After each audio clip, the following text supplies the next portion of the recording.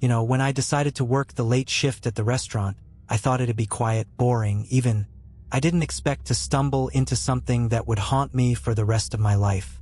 This isn't one of those based on a true story things you see in movies. This happened to me.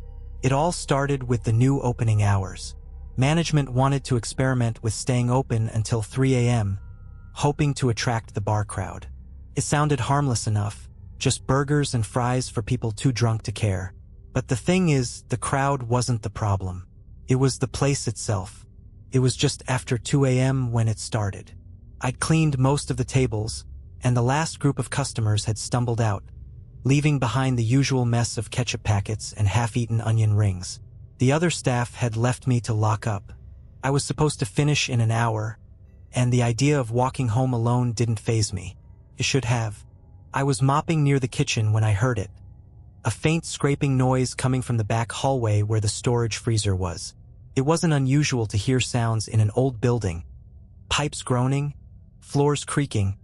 But this was different, rhythmic, persistent, like someone dragging something heavy. "Hey!" I called out, trying to convince myself it was just a raccoon or some other harmless pest. The scraping stopped. For a moment, I thought I'd imagined it. Then it started again, louder this time. I put the mop down and walked cautiously toward the hallway. The fluorescent light overhead flickered as I stepped closer, casting the narrow space into half-darkness. My breath fogged up in the sudden chill, the kind that wraps around your bones and doesn't let go. When I reached the freezer door, I noticed something odd. It was ajar. The latch hung loose, and frost clung to the edges like cobwebs. I could have sworn I'd locked it earlier. Swallowing my nerves, I nudged it open, half expecting to see a pile of steaks tipped over. Instead, I found nothing but the empty, frost-covered walls. Then I saw them. Footprints. They were faint, but they were their bare feet pressing into the icy floor, leading out of the freezer and down the hall. I followed them without thinking, every step taking me closer to something I wasn't ready to face. At the end of the hallway was the supply closet. This door creaked as I pushed it open. The light inside was dim, just enough to illuminate the shelves of cleaning supplies. I scanned the room quickly, ready to dismiss the whole thing as my imagination, when I noticed something that stopped me cold. A figure. It was crouched in the far corner, hunched over like an animal. Its skin was pale, almost translucent, and it shuddered with each breath, as though the cold air from the freezer had followed it here. I couldn't see its face, but its hands. They were twisted, claw-like things, gripping the floor as if it might fall away. I froze. My mind screamed at me to run, but my feet wouldn't move. Then it turned its head, and I saw its eyes. They weren't human. Black, endless voids stared back at me, and in that instant, I knew I wasn't dealing with some deranged vagrant or a trick of the light. This thing, whatever it was, didn't belong here or anywhere. It smiled. Its teeth were jagged, too many for its mouth, and glistened like wet glass. Before I could scream, it lunged. I slammed the closet door shut and ran, heart pounding like a drum in my ears. The restaurant felt like a maze, the once familiar layout twisting into something foreign as panic clouded my mind. I reached the main dining area and grabbed my phone, dialing 911 with trembling hands. The line crackled, and a distorted voice answered, "Help is not here." I dropped the phone. The sound of footsteps, no claws, scraping against tile grew louder. The thing was out of the closet, and it was coming for me. My gaze darted to the exit. If I could just make it outside, I'd be safe. But as I bolted for the door, something caught my ankle. I hit the floor hard, the air knocked out of me. Twisting around, I saw the creature dragging itself toward me, its grin wider now, stretching impossibly across its face. In desperation, I grabbed the nearest thing, an overturned chair, and swung it with everything I had. The wood splintered on impact, and the creature let out an ear-piercing shriek. It recoiled, retreating into the shadows like smoke dispersing in the wind. I didn't wait to see where it went. I ran, out the door, into the cold night, and didn't stop until I reached the nearest gas station. where the clerk gave me a look like I just escaped a mental ward. When the cops arrived, they found nothing. No footprints, no claw marks, just a perfectly clean restaurant, as though nothing had happened. But I know what I saw, and every time I walk past that place, I feel its eyes on me, watching, waiting. I don't work late shifts anymore. Hell, I barely sleep at night, because deep down I know, it's still there. You'd think that after something like that, I'd quit on the spot. And yeah, I wanted to, but life doesn't stop being expensive just because your workplace might be home to a demon or whatever the hell that thing was. Bills had to be paid. So, like an idiot, I went back. The next day, I showed up for my shift at 5 p.m. sharp, hoping the daylight would keep whatever lurked in the shadows at bay. I didn't say a word to my coworkers about what had happened. What would I even say? Hey, just a heads up. The freezer's haunted, and there's a clawed thing in the closet? Yeah, that would go over real well. The night started slow. A couple of families came in, some college kids looking for cheap eats. I kept busy refilling drinks, clearing tables, and pretending I wasn't constantly glancing toward the hallway leading to the storage area. By 10 p.m., things were winding down. That's when I noticed the smell. At first, I thought it was a clogged drain or maybe something rotting in the trash. It was faint, a sour, metallic stench that seemed to cling to the air like a bad memory. But as the hours passed, it got stronger, sharper, until I could taste it every time I inhaled. And I wasn't the only one who noticed. Smells like something died in here, one of the cooks muttered, pinching his nose as he flipped a burger on the griddle. I nodded, trying to play it cool. Yeah, probably a dead rat or something. I'll check it out. I wasn't about to go back into that hallway alone, but I also couldn't let anyone else go. I didn't know what was back there, but I sure as hell wasn't about to let it take anyone else. So, I did the only thing I could think of. I stalled. We'll deal with it after closing, I told the cook, who didn't seem all that interested in playing exterminator anyway. The smell kept getting worse, though, and by midnight, customers were complaining. What is that? One guy asked, wrinkling his nose as he slid his half-eaten plate of fries away. I gave him a weak smile, promised to discount his bill, and mentally cursed whatever was causing this nightmare. By 1 a.m., the place was empty except for me, the cook, and a dishwasher in the back. I was wiping down tables when I heard it, the faintest whisper of movement. It was subtle, like the rustle of fabric or the scrape of fingernails on tile. I froze, my rag clutched in my hand as my eyes darted toward the hallway. The light overhead flickered once, twice, then stabilized. Hey! I called out, my voice barely above a whisper. Who's there? No answer. Just that damn smell, now so overpowering it made my stomach churn. I took a step toward the hallway, and that's when I saw it. A shadow, long and jagged, stretched across the floor. But it wasn't cast by anything I could see. It moved unnaturally, curling and uncurling like smoke, slithering closer with every heartbeat. Guys! I yelled, my voice cracking. Something's wrong. The dishwasher poked his head out from the back, a look of annoyance on his face. What's your problem? I pointed toward the shadow, but when I turned back, it was gone. Just gone. Forget it, I muttered, wiping the sweat from my forehead. I'm just tired. The dishwasher rolled his eyes and disappeared back into the kitchen.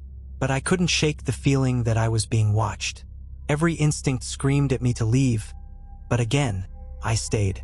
Because I'm an idiot. The cook was the next to notice something was off.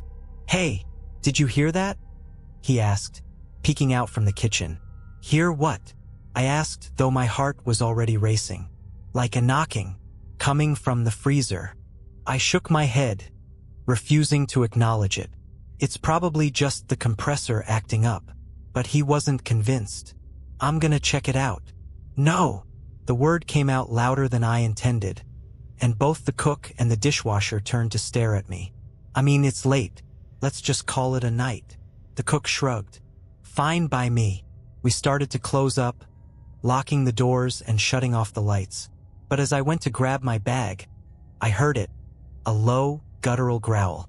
It wasn't human. It wasn't animal. It was something else entirely. Did you hear that? the dishwasher asked, his voice barely above a whisper. Before I could answer, the growl came again, louder this time, echoing through the empty restaurant. The lights flickered, then went out completely, plunging us into darkness. And that's when the screaming started. I'd never heard a scream like that before, raw, primal, and filled with terror. It came from the kitchen, where the dishwasher had been just moments ago. My heart felt like it was about to explode as the sound cut off abruptly, leaving a heavy, suffocating silence. "Hello," I called out, my voice trembling. I fumbled for my phone, its flashlight piercing the darkness as I edged toward the kitchen. "Are you okay?" I wasn't sure what I expected to see when I stepped through the swinging door, but it wasn't this. The kitchen was a mess. Pots and pans were scattered across the floor, the sink was running over, and the dishwasher, he was gone. No sign of him, not even a trace. But the growling wasn't gone. It was closer now, echoing from the freezer. The door was wide open. The temperature hit me like a slap in the face, icy and unnatural. It wasn't just cold. It was wrong, like the air itself had been drained of life. I aimed my flashlight at the freezer's interior, half expecting that pale, twisted thing to lunge out at me again. Instead, I saw something worse. The back wall of the freezer was gone. In its place was a tunnel, carved into the ice, jagged and uneven. It led downward, the edges slick with frost, disappearing into darkness. The growling grew louder, reverberating from the depths, and I swear I felt the floor vibrate beneath my feet. "Get out!" the cook yelled behind me, his voice cracking. He was standing near the exit, his face pale and eyes wide with fear. "Whatever's in there, it's not our problem. Just leave it alone." He was right. Every rational part of me screamed to leave, to run out the door and never come back. But something held me there, morbid curiosity, maybe, or the desperate need for answers. The dishwasher was gone, swallowed by this nightmare, and I couldn't just abandon him. Could I? Before I could decide, the growling stopped. That should have been a relief, but it wasn't. The silence that followed was worse, heavier, like the calm before a storm. Then came the sound of footsteps, slow, deliberate, and impossibly loud against the ice. Whatever was in the tunnel was coming closer. I stumbled backward, nearly dropping my phone. "We have to go," I said, my voice shaking, but the cook wasn't listening. He was frozen in place, staring at the freezer like a deer caught in headlights. His mouth moved, but no sound came out. Then I saw his face go pale, his eyes wide with a mix of horror and disbelief. "Behind you," he whispered. I didn't want to turn around. Every instinct told me not to, but I couldn't help it. The light from my phone swung wildly as I spun, landing on something that made my blood run cold. It was the dishwasher, or what used to be him. His face was gaunt, his skin pale and stretched tight over his bones. His eyes were black, void-like pits, and his mouth twisted into that same jagged, unnatural grin I'd seen before. His movements were jerky, inhuman, like a puppet on invisible strings. "You shouldn't have stayed," he said, his voice layered, like a chorus of whispers and growls. I stumbled backward, my foot catching on a fallen pan. I hit the floor hard, the impact jarring the flashlight from my grip. Darkness swallowed me, and in the pitch black, I heard the cook scream. It was short-lived. I scrambled for my phone, my fingers numb with panic. When I finally found it, the light revealed nothing but the freezer door swinging shut. The cook was gone. The dishwasher was gone. I was alone. For a moment, I sat there, frozen, my breath coming in shallow gasps. Then the freezer door creaked open again. Slowly, deliberately, and from the darkness, something stepped out. It wasn't the dishwasher. It wasn't the creature I'd seen before. It was something else entirely, its shape constantly shifting, like smoke and shadows bound together. Eyes blinked in and out of existence across its surface, and its form twisted and contorted, never settling. It didn't move toward me. It didn't have to. Its presence alone was suffocating, a weight pressing down on my chest, making it impossible to breathe. I knew then that this thing wasn't just in the restaurant. It was the restaurant. It had always been here, feeding, waiting. Somehow, I found the strength to run. My legs felt like lead, but adrenaline pushed me forward, out of the kitchen, through the dining area, and toward the front door. I didn't stop until I was outside, the cold night air hitting me like a blessing. When I finally dared to look back, the restaurant was dark and silent. The smell was gone, the lights steady, and the windows reflected nothing but my own terrified face. I called the cops, but they didn't find anything. No cook, no dishwasher, no tunnel in the freezer. Just an empty building, as if nothing had happened. I never went back. A few weeks later, the place closed down, citing structural issues. They tore it down shortly after that, but I know, I know, it's still out there, waiting for the next fool to walk in. And sometimes, late at night, I still hear the growling. After the restaurant closed and was torn down, I thought that would be the end of it. Whatever darkness lived there had been buried, erased along with the brick and mortar. But I was wrong. Some things don't stay buried. Some things follow you. For weeks, I couldn't sleep. Every time I closed my eyes, I saw that thing.